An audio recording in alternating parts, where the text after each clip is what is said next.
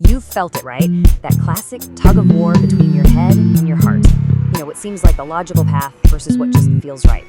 For literally centuries, we've been debating which one is really sitting in the driver's seat of our lives. So let's just ask it straight up. When it comes right down to it, for the choices you make every single day, from what you buy to who you trust, who's really calling the shots? Is it your rational, thinking brain, or is it that instinctive, emotional core? The story we usually tell ourselves looks something like this. Logic, that's our cool, calculated superpower. And emotion? Well, that's the wild, unpredictable force we're always trying to tame. We like to think of ourselves as these thinking machines that just get disrupted by feelings every now and then. But what if that entire story is completely backwards?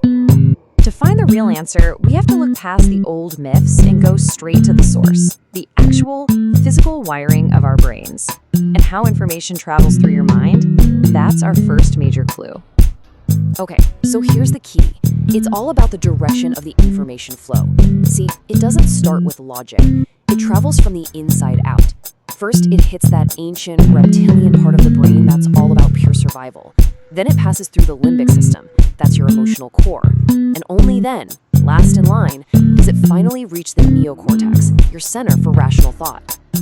The legendary salesperson Joe Girard put it perfectly. Emotion gets a massive head start.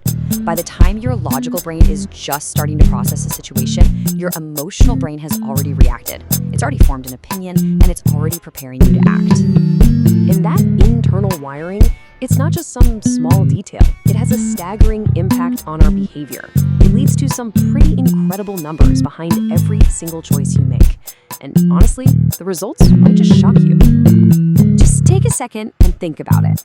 If you had to put a number on it, what percentage of your decisions, from the tiny ones to the huge, life-changing ones, would you say are primarily driven by your emotional brain? The answer, according to a mountain of research from neuroscientists and Nobel laureates like Daniel Kahneman, is a staggering 90 to 95%. And get this isn't a flaw in our design, it's an evolutionary feature.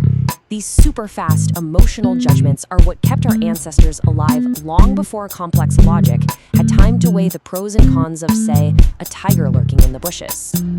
That tiny 5% sliver, that's where our conscious, logical mind gets to play. The other 95%, that belongs to the emotional brain. And this isn't just an average, it applies to everyone. Yep, even those of us who really pride ourselves on being purely logical thinkers. Okay, so this emotional dominance completely changes how we should think about making decisions, especially when we're trying to figure out the cost of something. It turns out the price is rarely just about the number on the tag. And you see this everywhere if you look. For habit expert James Clear, the cost of a habit is the effort it takes and whether it clashes with who you want to be. For a master salesman like Joe Girard, the cost is a missing emotional connection with the customer. And for therapists like Esther Perel and Sadia Khan, the cost of a relationship is the potential for emotional pain. See the pattern? In every single case, cost is an emotional calculation first. But wait a minute, is it always a one-way street? Is it possible for our thoughts to actually create our feelings? This brings us to a really fascinating twist in this whole debate. So there's this idea called appraisal theory. And what it basically suggests is that our emotions don't just happen to us. Instead, they come from our cognitive evaluations, essentially our super fast, often subconscious judgments about what's going on. So here's the tension. Appraisal theory suggests a thought can trigger a feeling. But all that hard neuroscience we just looked at shows that deep in the brain, feeling often comes way before conscious thought. So which one is it? Well, the most accurate answer is that it's not a competition. It's a partnership. Our thoughts can influence our feelings, and our feelings absolutely shape our thoughts. It's this constant dynamic feedback loop where logic and emotion are just fundamentally intertwined.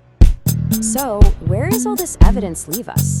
It points to a really profound shift in how we should see ourselves. It's time to throw out that old model and embrace a new, much more accurate reality.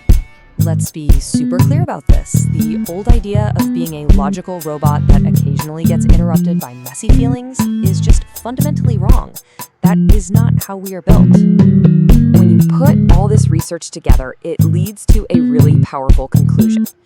We are feeling machines that think. Our emotional core is the engine that drives us, and our logic, that's the steering wheel that helps guide the journey. Emotion gives us the why, and logic helps figure out the how. And that leaves us with one final, powerful question. If emotion is the driver and logic is the guide, then the goal isn't to suppress one for the other. It's to learn how to listen to both. So how will you use this understanding in your own life?